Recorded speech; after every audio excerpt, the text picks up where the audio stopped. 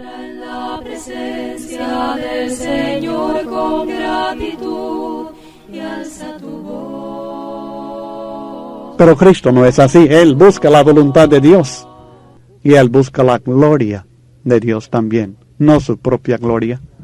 El versículo 18 declara: el que habla por su propia cuenta, el que no habla lo que Dios dice, habla por su propia cuenta. Y el que habla por su propia cuenta, su propia gloria busca. Pero el que busca la gloria del que le envió, este es verdadero, y en él no hay injusticia. Les está diciendo que él nunca ha buscado su propia gloria, sino la del Padre. Y lo hace con la plena seguridad que no le podrán contradecir. ¿Y sabe? ¿No le contradicen? ¿No le dicen que no es cierto lo que él dice? Ahora, ¿haría un profeta autonombrado lo que Jesús siempre hacía, la voluntad del Padre, buscando la gloria de Dios? No, Señor. La distinción entre el verdadero mensajero de Dios y el profeta autonombrado, señalada por Jesucristo, es sencillamente que el verdadero mensajero de Dios no busca su propia gloria, sino la de Dios. Es fácil, dice Cristo, saber quién es y quién no es verdadero. El que busca su propia gloria, ese no es de Dios. El que busca la gloria de Dios y que habla la palabra de Dios, este es de Dios. Cristo siempre manifestó en sus palabras y en sus hechos que Él buscaba la gloria de aquel que le envió. Y Él les invita a criticarlo a Él, pero no le criticaban en esto. Al contrario, Él expone el pecado de ellos. Ellos son los que buscaban su propia gloria y se oponían a la gloria de Dios, y por esto se oponían a Cristo, porque Él les quitaba honor a ellos, les quitaba seguidores a ellos, les quitaba gloria a ellos, y las daba todo a Dios, y por esto le estaban persiguiendo. Aún la ley testificaba contra ellos. Nos dio Moisés la ley, dice Cristo en el versículo 19, y ninguno de vosotros cumple la ley. ¿Por qué procuráis matarme a mí? Siempre se estaban jactando de la ley esto, la ley aquello, pero ellos mismos no la guardaban. Y Él les dice claramente que no la guarden. Él conocía sus corazones y sabía que el amor, que es el principio fundamental de la ley, de toda enseñanza divina, ese amor no estaba en ellos. En vez del amor había odio. Deseaban matar a Cristo, y esto por motivos egoístas, no porque hubiera hecho algo digno de muerte. Qué ataque el de Cristo en esta ocasión. Cuando ellos trataron de decir que su enseñanza no era de Dios, Él con firmeza insiste que sí. Yo soy de Dios y mi enseñanza es de Dios. Ustedes son los que se han apartado de la ley de Dios. Y luego viene el contraataque. Respondió la multitud y dijo: demonio tienes, quien procura matarte. Con la acusación que Cristo hizo de que pensaban matarle, la multitud se sorprendió y lanzaron el contraataque diciendo que Jesús estaba endemoniado. Pero no olvidemos que ellos no son los que buscaban matar a Cristo, sino los dirigentes de los judíos. Estos son los que buscaban la muerte del Señor. Estos son los que buscaban la oportunidad de que Él estuviera eliminado de la escena y que no tuvieran que preocuparse por Él ya. A esto se debe esta confusión de la multitud. Hagamos una clara distinción en nuestra mente entre la multitud y los judíos, los dirigentes, el clero de los judíos. Tenemos los dirigentes de los judíos, tenemos la multitud de Galilea y otras partes que estaban presentes para la fiesta. Estos estaban menos conscientes de los planes contra la vida de Cristo. Y luego tenemos la gente común de Jerusalén, que no era parte de la jerarquía religiosa, pero gente local que conocía bien los malos propósitos de los dirigentes religiosos. Y encontraremos más adelante también aún los alguaciles del templo, que fueron enviados directamente para arrestar a Cristo Jesús. Pero luego en los versículos 21 al 24, Cristo responde nuevamente, enseñando principalmente que no debemos juzgar según las apariencias. Jesús respondió y les dijo, una obra hice, y todos os maravilláis. Por cierto, Moisés os dio la circuncisión, no porque sea de Moisés, sino de los padres, y en el día de reposo circuncidáis al hombre. Si recibe el hombre la circuncisión en el día de reposo, para que la ley de Moisés no sea quebrantada, ¿os enojáis conmigo porque en el día de reposo sané completamente a un hombre? Cristo hace referencia nuevamente a la sanidad del paralítico en el capítulo 5. No juzguéis según las apariencias, sino juzgad con justo juicio. La sanidad de aquel paralítico que estudiamos en Juan capítulo 5, que aconteció en el día de reposo, fue suficiente para provocar a los judíos a buscar la oportunidad de matar a Cristo. Y era muy injusto, porque ellos mismos guardaban una ley, la ley de la circuncisión, por violar a otra, la misma que Cristo, según ellos, había violado al sanar al paralítico en el día de reposo. Si ellos hacían esto, si ellos circuncidaban a un niño en el día de reposo, ¿por qué le condenaban a Jesús por sanar al hombre entero? Era un juicio totalmente injusto. Claramente estaban juzgando en una forma totalmente superficial, sin ver el espíritu de la ley y el propósito de la obra de Cristo. Lo reconocían en sus propios hechos de circuncidar a un niño en el día de reposo, pero no lo podían ver en la obra de Cristo de sanar a este hombre. Esto es injusto, estaban juzgando según las apariencias, dice Cristo. Tenían que juzgar con justo juicio. Entonces, comenzando en el versículo 25, tenemos la reacción de algunos judíos de Jerusalén que estaban más conscientes de los planes de los dirigentes de matar a Cristo. Decían entonces unos de Jerusalén, ¿no es este a quien buscan para matarle? Pues mirad, habla públicamente y no le dicen nada. ¿Habrán reconocido en verdad los gobernantes que este es el Cristo? Pero sabemos de dónde es, mas cuando venga el Cristo, nadie sabrá de dónde sea. Note la diferencia. La multitud en el versículo 20 pensaba que Cristo estuviera loco porque él decía que alguien procuraba matarle. Pero estos judíos de la propia ciudad de Jerusalén bien sabían que los gobernantes buscaban la oportunidad de matar a Cristo. Es interesante que se estaban preguntando estas personas, estos judíos residentes en Jerusalén, si los gobernantes tal vez sabían que él era el Cristo, pero por otro lado dudaban también porque decían, bueno, pero sabemos de dónde vino Jesús, y cuando venga el Cristo nadie sabrá de dónde sea él. Parece que algunos pensaban que el Mesías vendría de repente sin que se dieran cuenta de su origen. Aunque era una teoría equivocada, esto era obstáculo para el pensamiento de ellos. Y en realidad ellos no sabían de dónde era Jesús. Suponían que era de Galilea, de Nazaret, cuando en realidad había nacido en Belén, en Judea.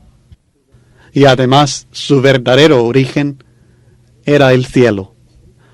Y así es que Cristo en cierto sentido les ridiculizaba por haber pensado que realmente le conocían y sabían de dónde era. Así responde él en el versículo 28. Jesús entonces, enseñando en el templo, alzó la voz y dijo, «A mí me conocéis y sabéis de dónde soy, y no he venido de mí mismo, pero el que me envió es verdadero, a quien vosotros no conocéis, pero yo le conozco, porque de él procedo, y él me envió». Entonces procuraban prenderle, pero ninguno le echó mano porque aún no había llegado su hora. Y muchos de la multitud creyeron en él, y decían, el Cristo cuando venga hará más señales que las que éste hace.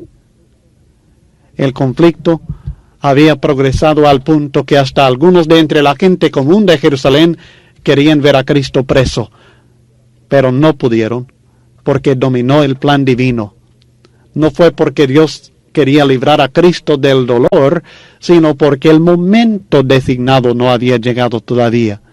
Y así es que encontramos muchas veces, especialmente en el Evangelio según Juan, que quisieron prender a Cristo y no pudieron, porque no había llegado el momento apropiado. Al otro lado del conflicto, luego encontramos una gran multitud que está convencida en base a las señales que Cristo hizo. Estaban seguras que Él bien puede ser el Mesías. El Cristo, cuando venga, hará más señales que las que éste hace. Así tenemos estos dos grupos polarizados, dos grupos opuestos. Un grupo que está dispuesto a llevar preso a Cristo y el otro grupo que cree en Él y que está convencido que Él es realmente quien alega ser el Cristo, el Hijo de Dios. Al ver que muchos de la multitud no les apoyaba, temían que los demás pudieran convertirse y seguir a Cristo también. Así que el resultado sería que ellos perderían toda su influencia sobre el pueblo. Por este motivo, decidieron actuar con más firmeza. El texto dice en Juan 7:32, los fariseos oyeron a la gente que murmuraba de él estas cosas, y los principales sacerdotes y los fariseos enviaron alguaciles para que le prendiesen. Al contrario de la multitud, estos líderes religiosos se habían cegado espiritualmente a tal grado que las señales que Jesús hizo no tuvieron impacto positivo en sus corazones. No se fijaban en esto porque habían cerrado el corazón. Sus ojos no veían. Enseguida, en los versículos 33 al 36, encontramos las palabras de Jesucristo cuando llegaron estos alguaciles para prenderle. Entonces Jesús dijo, todavía un poco de tiempo estaré con vosotros e iré al que me envió. Me buscaréis y no me hallaréis, y a donde yo estaré vosotros no podréis venir. Entonces los judíos dijeron entre sí, ¿a dónde se irá este que no le hallemos? ¿Se irá a los dispersos entre los griegos y enseñará a los griegos? ¿Qué significa esto que dijo, me buscaréis y no me hallaréis, y a donde yo estaré vosotros no podréis venir? Cristo, por supuesto, estaba profetizando que Él iba a regresar al Padre Celestial. Si le hubieran creído, cuando les aclaró que Dios le había enviado, hubieran entendido claramente que iba a regresar al que le envió, que hablaba de regresar al Padre. No se habrían confundido con esta declaración. Les dijo claramente a dónde iba. Iré al que me envió. ¿Y quién le había enviado? El Padre Celestial. Pero ellos no podrían llegar a estar en la comunión con el Padre, donde Cristo iba, porque el Padre no recibe a los que rechazan a su Hijo. Jesús, es interesante notar que bien sabía Jesucristo que el tiempo de su muerte estaba cerca, todavía un poco de tiempo. Faltaban realmente como 6 meses para la crucifixión. Este es el periodo de tiempo entre la fiesta de los tabernáculos que estamos estudiando aquí en Juan 7 y la fiesta de la Pascua, cuando Cristo fue arrestado y crucificado. Y así es que en los versículos 37 hasta terminar el capítulo 7, Jesucristo presenta una súplica culminante, una súplica especial. Aprovechando circunstancias especiales, Cristo Jesús les habló con palabras sencillas, claras, pero poderosas. En el último y gran día de la fiesta, Jesús se puso en pie y alzó la voz diciendo, si alguno tiene sed, venga a mí y beba. El que cree en mí, como dice la Escritura, de su interior correrán ríos de agua viva. Esto dijo del Espíritu que habían de recibir los que creyesen en Él, pues aún no había venido el Espíritu Santo, porque Jesús no había sido aún glorificado. 2 declaraciones sencillas, pero que hicieron impacto en la gente y en los alguaciles mismos que habían llegado a llevar preso a Cristo Jesús. En esta fiesta de los tabernáculos, los datos históricos religiosos nos revelan que el sacerdote llenaba un pichel de oro con agua de la piscina de Siloé cada día de la fiesta, acompañado de una procesión solemne, volvía al templo con ese pichel de agua. Entre el sonido de las trompetas y el clamor de la multitud, la derramaba por un embudo que llevaba a la base del altar de holocaustos como sacrificio a Dios. Esta ceremonia les recordaba del agua que sus padres recibieron de la peña en el desierto, y también señalaba las bendiciones futuras que esperaban recibir al venir el Mesías, el Cristo, que tanto anhelaban. En este contexto religioso de llevar el agua, de conmemorar el agua en el desierto, Jesucristo clama: si alguno tiene sed, venga a mí y beba. Él está diciendo: yo soy la bendición que están buscando. Yo soy aquel que di el agua en el desierto y soy el que ofrezco el agua viva ahora a todo aquel que desea recibirla. El texto en el versículo 39, el comentario del apóstol Juan, inspirado por el Espíritu Santo, nos revela que la promesa de Jesucristo simbolizaba la permanencia del Espíritu Santo en todos los verdaderos cristianos. El agua viva en este contexto, en Juan capítulo 7 y el versículo 39, el agua viva es el Espíritu Santo. El que cree en mí, como dice la Escritura, de su interior correrán ríos de agua viva, hablando del Espíritu Santo que habían de recibir todos los que creyesen en él.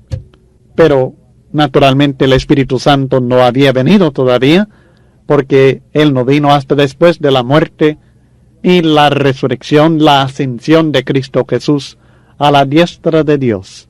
Esta es la glorificación de Cristo que todavía faltaba para que viniera el Espíritu Santo. Ahora, el Espíritu Santo mora en el cristiano. El cuerpo del cristiano es templo del Espíritu de Dios. 1 Corintios 6, 19 al 20. Naturalmente el Espíritu Santo había venido, es decir, estaba presente antes de la muerte de Jesucristo. Obró entre los judíos en el Antiguo Testamento en forma milagrosa. Vino sobre Cristo mismo en su bautismo por Juan el Bautista. Obró en los apóstoles también. Había morado con ellos, como él declara más tarde en Juan 14 y el versículo 17, pero iba a estar en ellos. Esta es la promesa que Cristo está haciendo aquí en Juan capítulo 7. El Espíritu Santo estará en vosotros. Después del derramamiento del Espíritu Santo en el día de Pentecostés, relatado en Hechos capítulo 2, después de la glorificación de Jesucristo a la diestra de Dios, toda persona que obedece el Evangelio recibe esta promesa. El Espíritu Santo mora en ese individuo. Hechos 2:38 al 39 declara que si nos arrepentimos y nos bautizamos para perdón de los pecados en el nombre de Jesucristo, que recibiremos el don del Espíritu Santo, una promesa para todos aquellos que son llamados por Dios. El Espíritu Santo es regalo que Dios da a todos aquellos que le obedecen. Hechos capítulo 5 y el versículo 32. Pero no daremos más información detallada sobre este tema, porque lo puede estudiar en bastante detalle en las lecciones 5 y 8 en el curso sobre el Espíritu Santo. Lecciones que tratan del bautismo en el Espíritu Santo y también el templo del Espíritu Santo. Así que esta es la súplica de Cristo. El que cree en mí recibirá esta bendición de agua que están buscando. Si alguno tiene sed, venga a mí y beba. Yo le daré el Espíritu Santo de Dios. Pero esta súplica de Jesucristo produjo respuestas muy diferentes. produjo en algunos aprobación, resultó en división entre la gente, provocó en algunos otros hostilidad abierta y en algunos fe, pero una fe incierta, insegura. Leamos primeramente del 40 al 44. Entonces algunos de la multitud, oyendo estas palabras, decían: verdaderamente este es el profeta. Aprobaron lo que Cristo dijo. Otros decían: este es el Cristo, pero algunos decían: de Galilea ha de venir el Cristo, todavía confundidos sobre este punto. ¿No dice la Escritura que del linaje de David, de la aldea de Belén, de donde era David, ha de venir el Cristo? Ignorando que Jesús era de Belén. Hubo entonces disensión entre la gente a causa de él, y algunos de ellos querían prenderle, pero ninguno le echó mano. El rechazo de esta gente fue en base al lugar de origen de Jesús. Ellos pensaban equivocadamente que venía de Galilea. En realidad, aunque fue criado en Galilea, nació en Belén, así como fue profetizado por Miqueas en el capítulo 5 y los versículos 1 y 2. El error de ellos fue en ignorar el verdadero lugar de origen de Jesucristo, aunque las señales y sus enseñanzas les hubieran convencido que su conclusión era incorrecta. Luego notamos en los versículos 45 al 46 el efecto impresionante de solamente la enseñanza de Jesucristo en los alguaciles que fueron enviados a llevar preso a Jesucristo, porque regresaron sin Jesús. Los alguaciles vinieron a él, a los principales sacerdotes y a los fariseos, y estos les dijeron: ¿por qué no le habéis traído? Los alguaciles respondieron: jamás hombre alguno ha hablado como este hombre. No vieron ninguna señal. Él no manifestó su potestad. Sencillamente la enseñanza de Jesús fue tan poderosa, tan impresionante, que ellos regresaron pensando, quizás convencidos de corazón, que Jesús era realmente de Dios. Entonces, los fariseos, por puro egoísmo, orgullo y propósitos de interés totalmente terrenal, rechazaron a Jesús y ridiculizaron también a los demás que habían creído en él. Entonces los fariseos les respondieron: ¿también vosotros habéis sido engañados? ¿Acaso ha creído en él alguno de los gobernantes o de los fariseos? Mas esta gente que no sabe la ley, maldita es. Les dijo Nicodemo, el que vino a él de noche, el cual era uno de ellos, uno de los principales: ¿juzga acaso nuestra ley a un hombre si primero no le oye? ¿Y sabe lo que ha hecho? Respondieron y le dijeron: ¿eres tú también Galileo? Escudriña y ve que de Galilea nunca se ha levantado profeta. Ahora, la actitud de estas personas, de estos fariseos, de estos principales sacerdotes, hacia la opinión y la condición de los alguaciles y de la gente en general, muestra que se consideraban superiores a ellos. No iban a permitir que estos individuos tuvieran una opinión diferente a la de los dirigentes. Una actitud que no es muy diferente de la que manifiestan muchas personas hoy día, refiriéndose a los líderes religiosos que no han creído tal enseñanza, tan educados, tan inteligentes, tan preparados, y ellos no lo han creído. ¿Por qué lo hemos de creer nosotros? Sencillamente se encapricharon y no consideraron la evidencia ni de las obras ni de las enseñanzas de Jesucristo, porque ellos no tenían el corazón dispuesto a aprender, y personas en esta condición no pueden percibir, aunque sea Cristo mismo el que les hable y el que haga obras frente a sus ojos, no pueden creer. Ellos estaban convencidos que solamente ellos mismos podían enseñar y juzgar en relación a nuevos maestros como Jesús. El pueblo, según ellos, no tenía ni derecho ni capacidad de hacerlo. Esta jactancia, este egoísmo, este orgullo, esta vanidad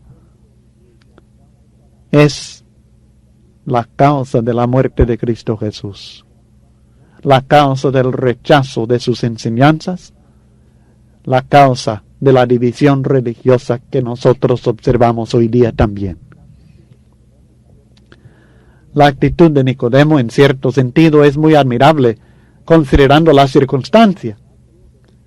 Y él se basa en un principio de sentido común y también de la ley mosaica, que debemos escuchar, debemos saber el testimonio verdadero y no juzgar sin primero oír a aquel que está siendo juzgado. Pero estos estaban airados y desesperados, llenos de prejuicio. Es difícil creer que ellos sinceramente no sabían que sí hubo profetas de Galilea, como por ejemplo Jonás, y posiblemente Oseas y Nahum. Ellos sencillamente estaban enojados y no querían que Jesús les quitara su poder sobre el pueblo. Ahora nosotros debemos aprender de todo esto. Estos acontecimientos deben borrar de nuestras mentes para siempre el concepto errado que la gente preparada en la religión, los doctores de la ley, siempre sean dignos de nuestra confianza. Muchas veces, el hombre más humilde entiende la verdad de Dios con mayor facilidad que un doctor de religión, porque su mente, su corazón está abierto a la enseñanza de la verdad. Esto termina nuestro estudio del capítulo 7, y antes de seguir en el capítulo 8, usted debe repasar bien esto que hemos estudiado y contestar las preguntas del examen número 10 sobre Juan capítulo 7, versículos 1 al 52.